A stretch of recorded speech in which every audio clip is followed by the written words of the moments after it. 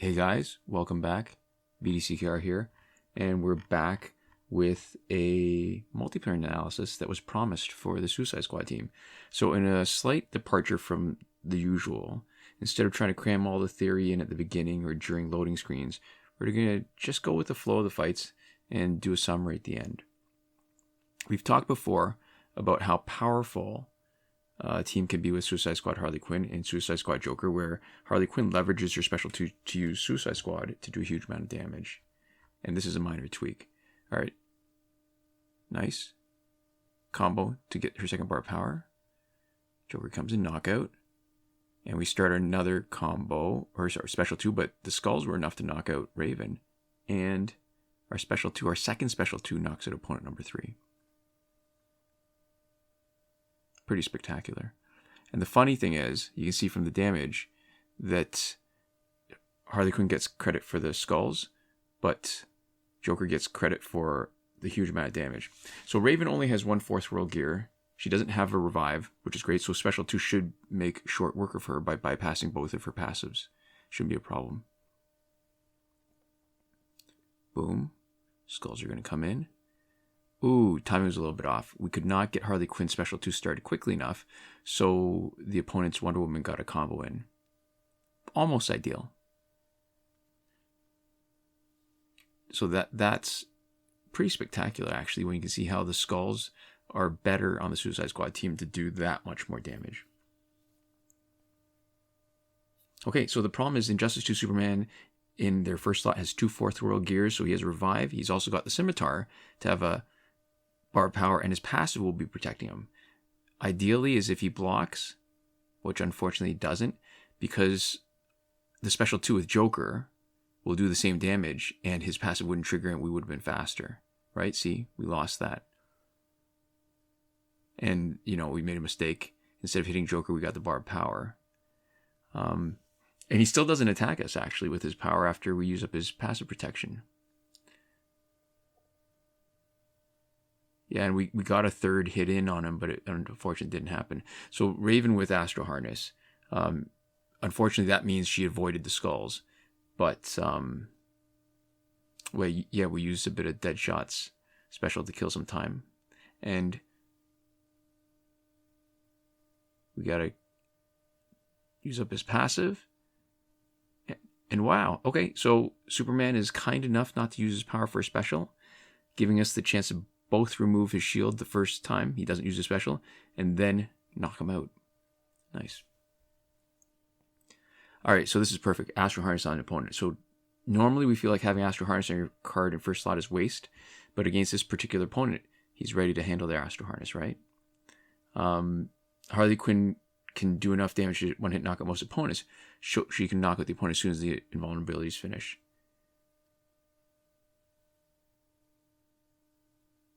Almost. Oh, too bad. One of the few times that it's not enough damage and his invulnerability triggered. So we just got to kill a bit of time. Okay, so because Nightwing is still there, we have to be careful about Catwoman. The other good thing is that because the skulls are coming in, we're not really as vulnerable the same way. Oh, and she doesn't. So we don't actually have to worry about Nightwing saving her.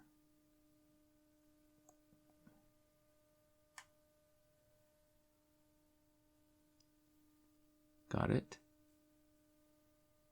Oh, and she resurrected. So we just need to kill enough time. The skulls will do more than enough to kill her. I mean, we could have tagged somebody else in, but a basic combo is just enough to finish off Catwoman by keeping... by just waiting out until the skulls come in. So Killer Frost. All right, so here's the problem. She's going to dampen our power.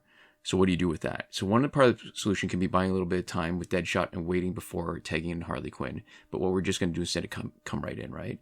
Because she builds up a bit of power off screen. Not as much as she would on screen. But power dampening, I think, doesn't affect the off-screen opponents.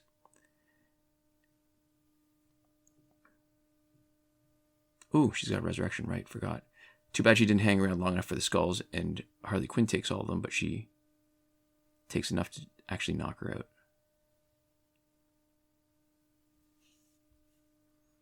All right, so we're not quite up to 2 bars of power, but Killer Frost's health is low enough that we can knock her out with a special 1. We get all our power back, and more skulls are coming in to protect us, so we don't have to worry about...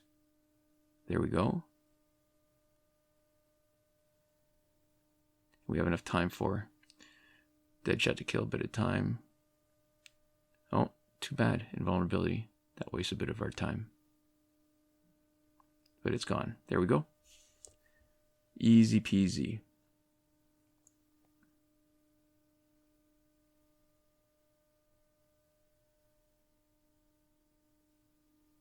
Yeah, it's funny. There's something arbitrary that happens that decides whether Harley Quinn gets the damage or gets credit for taking the damage. Oh, unfortunately, Killer Frost again to dampen power gen. So we've got the added problem, though, of Arkham Knight Harley Quinn is an entry hazard to potentially damage his antagonist. So we're just going to kill a bit of time because Joker's got Astro Harness. I mean, you could tag in and risk it, but if Harley Quinn starts to shoot at you, 1, it completely messes up the strategy of basic combo to complete 2 bars, and 2, we take damage and are potentially vulnerable to a basic combo before we have a chance to recover from Arkham Knight Harley Quinn. So Astro Harness, here's the example, where it makes it possible for us to kill a bunch of time with Deadshot, especially if Razagul Scimitar power drains to keep the opponent from dropping special. But Killer Frost makes it harder. Without the power dampening, we would have actually had more gear shattering specials already, which is unfortunate. All right, finally, Arkham Knight Harley Quinn tags in. We are perfectly safe. We wipe her out, and all of a sudden, this becomes one of our regular fights. It really is the entry hazard that makes it different. That was a bit of overkill. Killer Frost didn't really have much health left. And Joker? Say goodnight, Joker.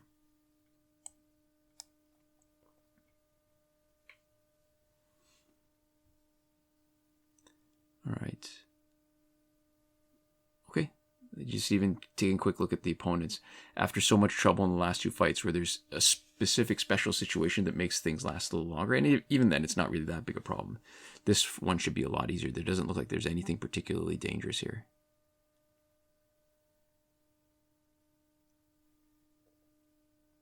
Oh, got one by accident. Screwed up this special 2 first time. We won't do it the second time. Good night, Shazam. And unless she revives, this is not going to be a problem either because we're just going to bypass. Oh, that was a little close. The skulls did almost too much damage. So we almost bypassed. Or sorry, we definitely bypassed her passive, but we almost didn't bypass her passive because the skulls did that much damage. I mean, that is an important point where the skulls on a... Normally, there's only 3 that come. But if you're using a Suicide Squad team, each Suicide Squad team member gives you an extra skull. So you get 6 skulls coming in. They each do that same amount of damage. So all of a sudden, which is why in the first 2 fights you can see that, right? We only needed to do a couple special 2s instead of 3 to knock out 3 opponents because the skulls took care of the middle guy. Okay. So nothing special in our opponent. And I think part of the strategy that we use is that if we don't worry too much about the gears on everybody else, but as long as the first guy's taken out, because once it's a 3-on-2 fight, even if they've got somebody that's really interesting, it's not going to be that big a deal. So we just have to kill a bit of time.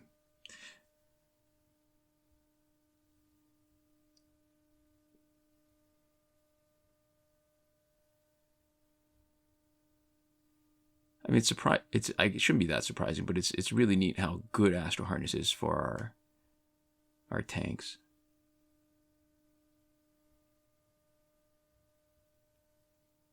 Yeah, and it's a lot easier too when Joker, whatever the first item is in the rotation of the special 2s, we got lucky a few times where Joker was the first, so we didn't have to worry about picking right, because if you just leave it, it'll finish on the same one. Oh, okay.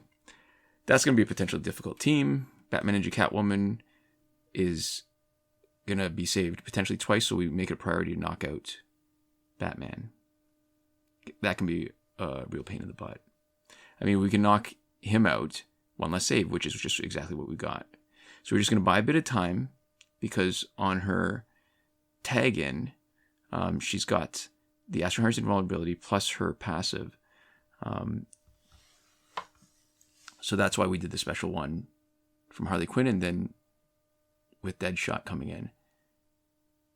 And now her passive with those, the claw animation is gone, so we're not so worried about her. But we do have to worry about her getting saved. We just got to get out. There we go. There's our tank. He's going to eat the special from Nightwing, and not a problem.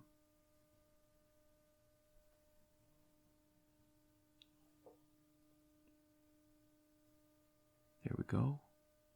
So Catwoman tags in again. So, we weren't quick enough to use her special one when Catwoman tagged in. And Catwoman starts attacking us and draining her power, but the Skulls drop in and they win the fight for us. It's hard to overstate just how important the Enchantress gear is at making this team that much better. One minor tweak, just one gear change from our previous team, and what a difference. So Killer Frost, okay, power dampening is a bit of pain. So you see our combo, which normally gives us our second bar of power, doesn't. 2 combos don't, but the third one does. So we power up, and then that should mean the rest of the fight should happen like it normally does. Oh, that's too bad almost, that the Skulls knocked out Martian Manhunter. If we had known the Skulls would have had enough juice, because Martian Manhunter comes in, he's got that reduced damage effect. We wouldn't have needed to tag out Harley Quinn. We really just do that to protect her, because she is the engine that drives this team. Would have been a way faster fight, but it's not worth taking the chance of losing the fight just to try to be a little bit faster. Oh, okay, let's see who they've got. Another Batman Ninja Catwoman team with 2 saves. So, again, the priority is knocking out Nightwing. He's in the first slot. We want to make sure that he doesn't give her a save. If we can knock him out right at the beginning, and I mean, it doesn't mean that our strategy is any different. We know he's not dangerous. He doesn't have anything that makes him more interesting than usual. We just need to knock him out.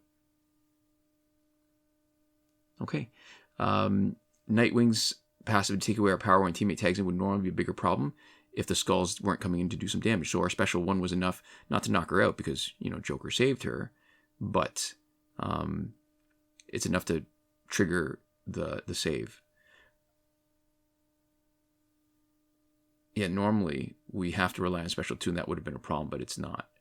And there we go. This time we did special 1 fast enough. Unlike last time where she got 1 hit in and drained all her power. So Astro Harness, that's going to be Deadshot's job to take care of that. Again, kill a little bit of time. Invulnerability finishes, and then we're just done.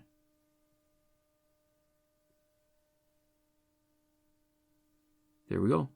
Invulnerability is done, and we are done also. Goodbye, Astro Harness. What a pain in the butt.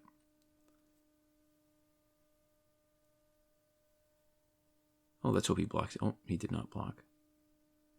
Well, at least we get our power back. That was the one a few times, right? That's the only thing that we don't want is the bomb. It does so little damage and it uses up our power. He should have blocked last time. If you'd blocked last time, we would have been done this fight seconds ago.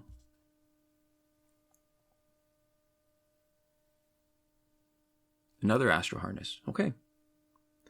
It'll be Deadshot's job again. So he's earning his spot on the team. I mean, normally we don't like putting Astro Harness in the first slot, but this is exactly for these situations why it's useful and it works. Oops. Another mistake on their Harley Quinn special 2. And unfortunately, we do take a little bit of damage, but we don't make that same mistake again. So what it really cost us was a bit of time, a little bit of health, but in the greater scheme of things, it's going to not really make much of a difference. There we go. The outcome was never in doubt. So I think we're almost at the end of the second ultimate. Okay. I mean, Raven without gear. Well, I mean, she's got gear, but not a lot. she's like tissue paper against this team. We're not really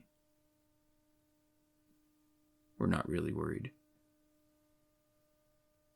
I mean, we came pretty close though, because she has so little health. We almost triggered her passive, but it didn't matter. And we did the wrong special. And again, it just cost us a bit of time. Unfortunate. I guess the good thing is it didn't trigger, because he was invulnerable, it didn't hurt us.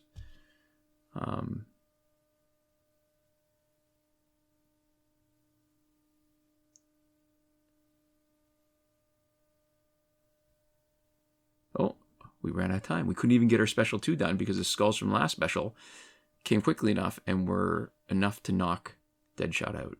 Okay. So here's where we talk a little bit more about the overall theory, right? That was the fight. Maybe we'll have a little bit more footage in the background. So Deadshot's got Claw of Horus, Astral Harness, and Razzle Scimitar. You can see why that's a really interesting combo, and he does really make a great tank. You wouldn't think it necessarily, but the Scimitar actually makes him a better tank because he's able to drain opponent's power.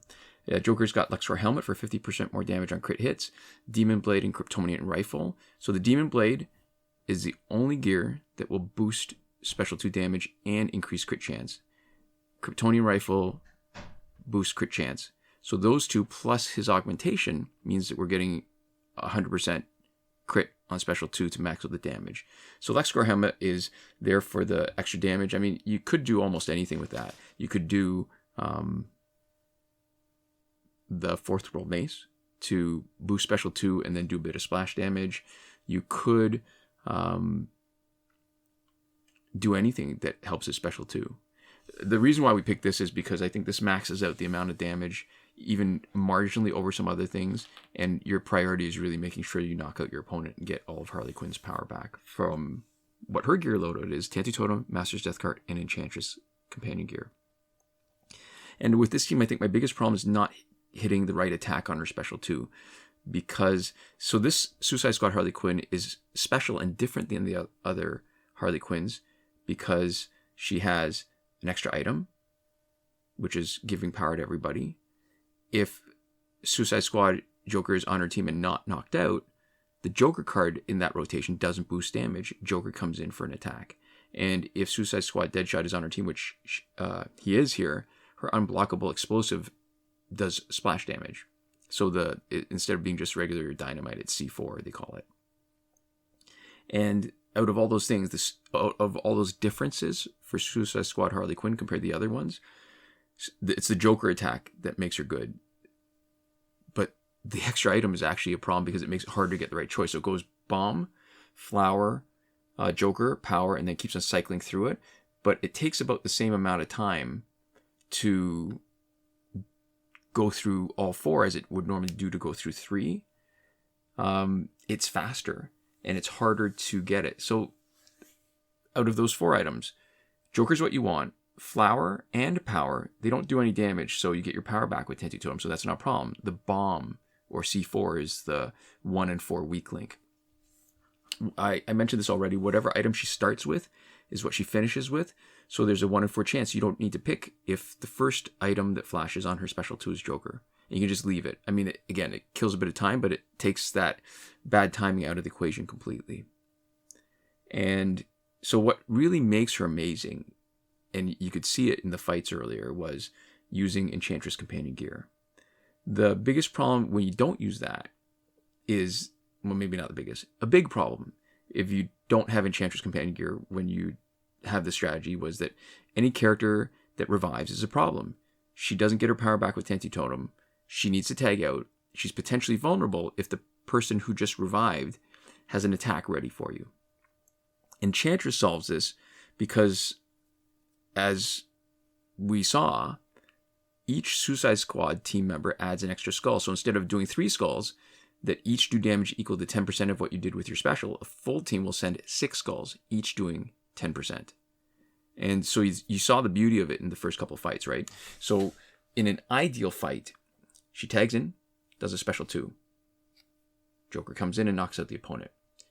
Harley Quinn gets her power back, and she does another special 2 as the next opponent tags in.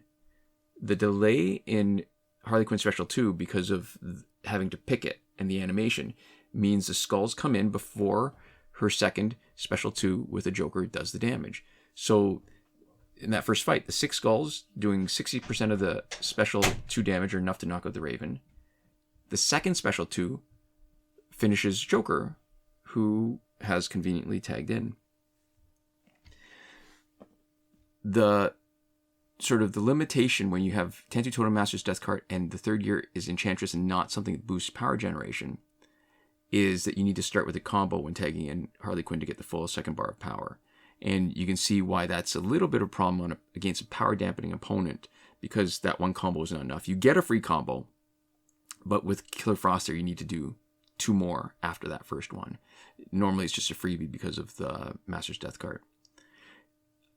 Another interesting point in why this team works so well is Joker does the same amount of damage whether the opponent is blocking or not. Only gear and passive modifiers will change the amount of damage that the opponent takes. There is one really interesting exception to this, which is against a Red Sun Green Lantern team that normally does not take any stun or does not take any crit damage and never get stunned. Joker's attack with Harley Quinn will still crit. And I guess one more point that's worth mentioning is normally we feel like having Astro Harness on your card in first slot is a waste of the invulnerability. But maybe not so with this team and this gear loadout, which is why we're using it. And so Harley Quinn can do enough damage to one-hit knock out most opponents, so she can handle Astro Harness as soon as the first invulnerability is finished.